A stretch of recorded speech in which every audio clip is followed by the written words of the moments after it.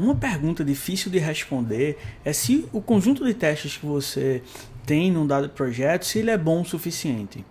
Ou seja, esses testes, eles são adequados para a minha situação, ou eu preciso de mais, ou preciso de menos, né? Então essa é uma pergunta que normalmente os desenvolvedores fazem e é difícil de responder. Claro que a gente está assumindo aqui que essa parte branca, que é você escrever os testes corretamente, isso daí já é feito pela equipe. De fato, isso é mais fácil do que a parte em amarelo, que é saber escrever os testes corretos. Qual é o conjunto de testes correto mais adequado para essa situação? Então é essa pergunta que a gente quer responder nesse vídeo, né?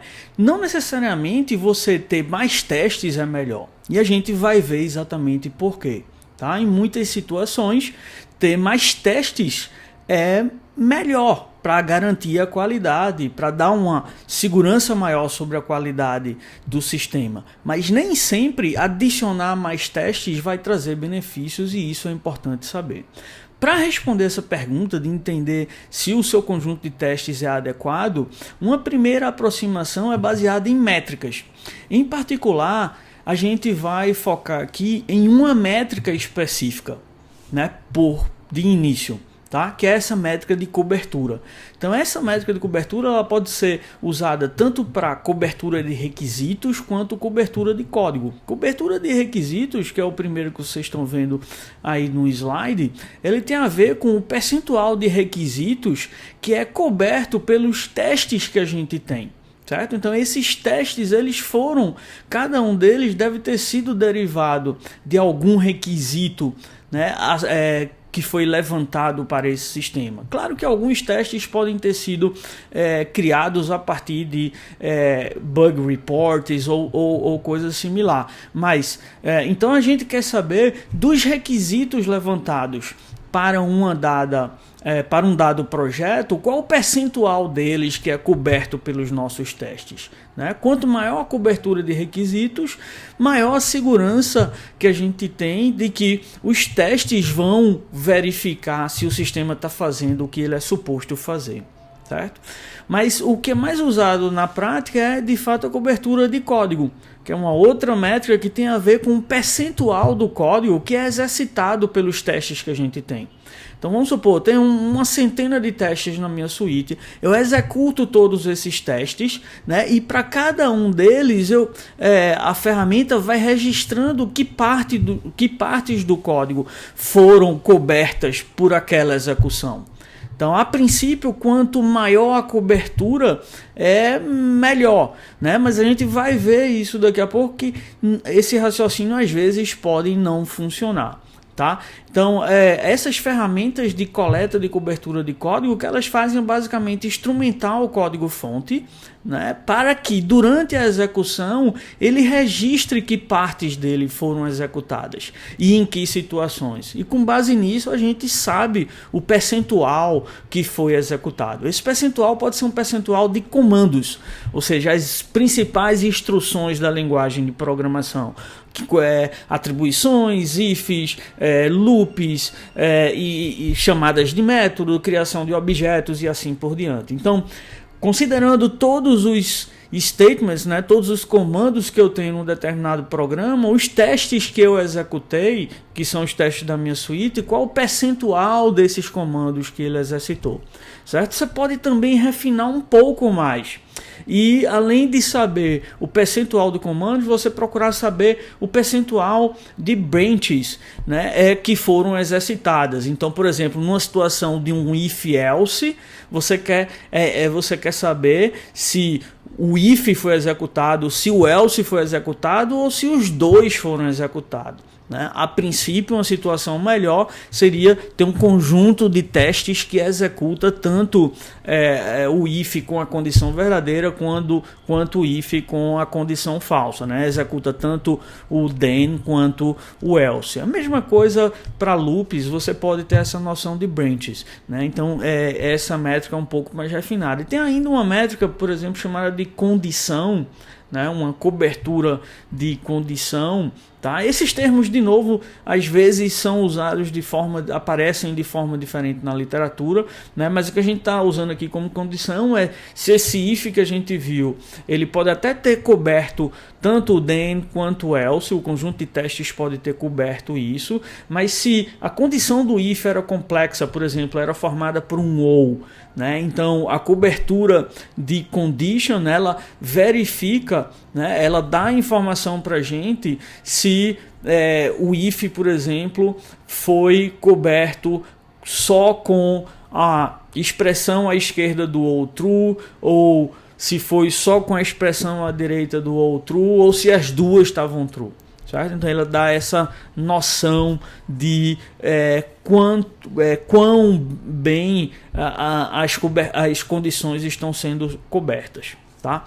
Para ilustrar um pouquinho a questão de cobertura de requisitos, vamos olhar aqui, por exemplo, a especificação a princípio desse sistema, né? Um sistema sendo a especificação dele sendo representada com a máquina de estados. Então, se a gente roda um teste que primeiro tenta adicionar o aluno Pedro e depois remove o aluno Pedro, como está notificado aí em verde, certo? Esse teste ele já cobre essa situação daí e deixa as outras descobertas, certo? Porque ele só está cobrindo uma situação específica de adição e remoção bem sucedida. Se um segundo teste ele cobre duas adições bem sucedidas, a gente já aumenta um pouquinho a cobertura aí. Antes eu estava cobrindo 2 nós e 2 arestas, que seriam o que a gente está vendo em verde aqui. Agora eu estou cobrindo 3 nós, né, e 3 tarefas, tá? Então aumentei e 3 arestas, desculpa. Então aumentei um pouco a cobertura da especificação, mas ainda não estou cobrindo, por exemplo, a parte de uma adição bem sucedida, como ali na adição da aluna Mariana, e depois uma remoção mal sucedida, como na da remoção do aluno Pedro, por exemplo.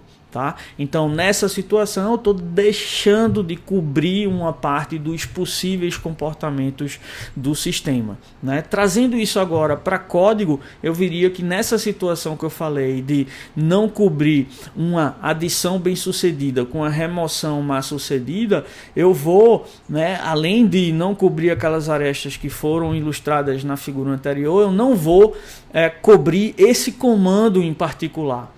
Certo? Então, isso é um comando que eu tenho no código, uma chamada de método, que ela não vai ser exercitada pelos 2 testes que eu ilustrei. Então isso daí faria com que esse comando não fosse exercitado, né? E isso vai ser levado em consideração para o cálculo do percentual de cobertura que a gente tem desse código. Tá? Então, como eu falei antes, a princípio a gente assume que uma maior cobertura, né, é um resultado melhor, mas é preciso a gente aprofundar isso. Então, com certeza, uma baixa cobertura diz que a sua suíte pode ser melhorada, que ela não é boa o suficiente, que você tem que melhorar. Mas uma alta cobertura não necessariamente garante que a suíte é boa, porque essa alta cobertura ela pode estar cobrindo apenas partes mais irrelevantes do código.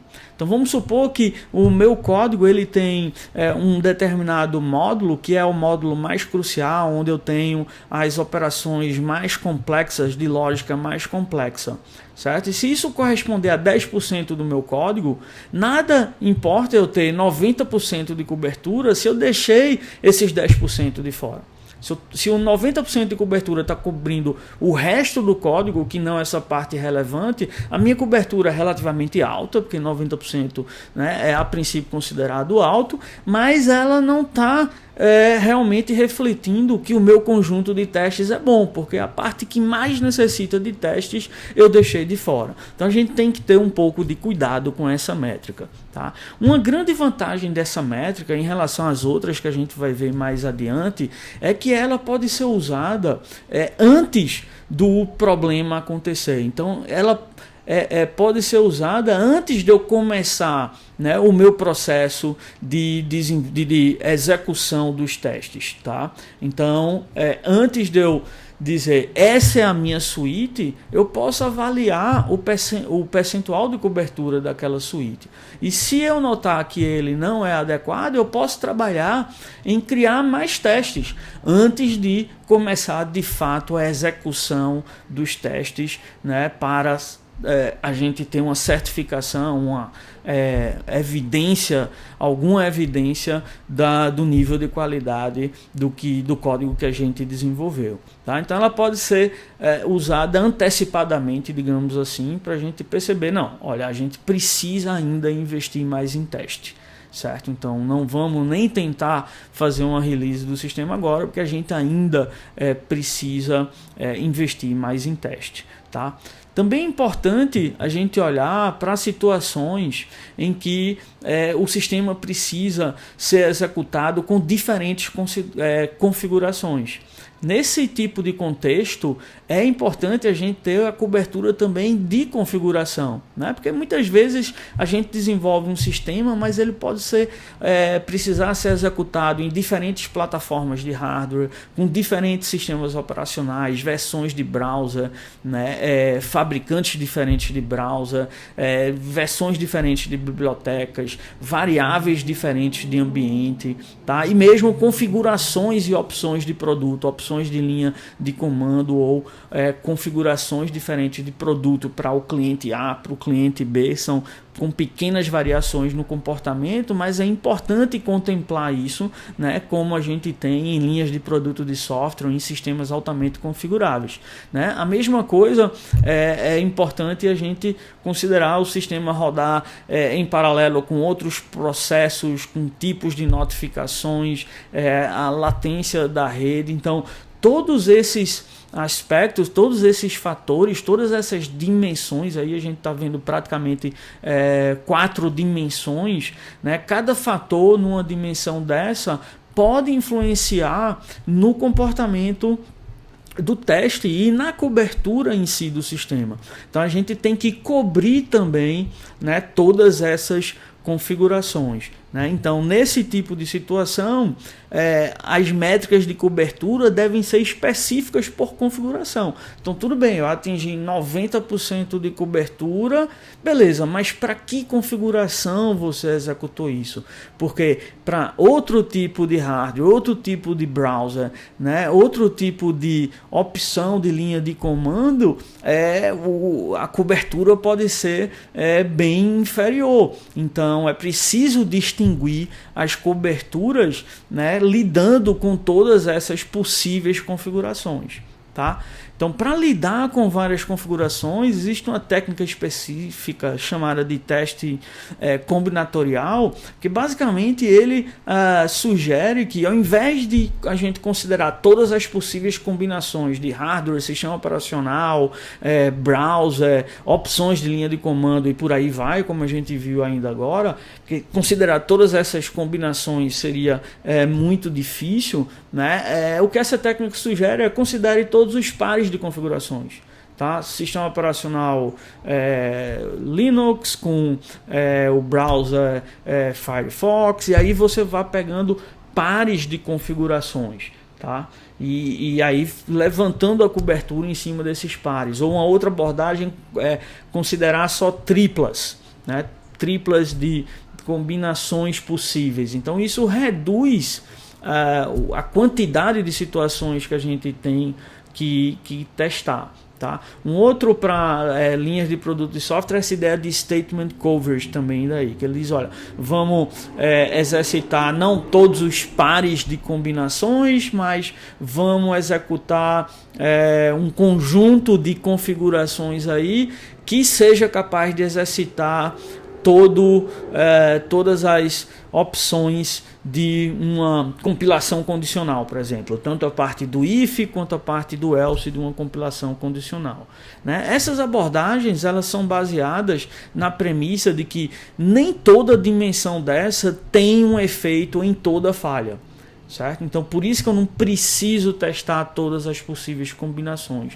Muitas dessas falhas vão ser causadas por interações entre essas dimensões que eu falei, mas considerando poucas dimensões, 2, 3 dimensões. Tá? Então, essa é a ideia principal se a gente quiser avaliar, usar essa métrica de cobertura em um contexto de várias combinações possíveis aí de situações diferentes.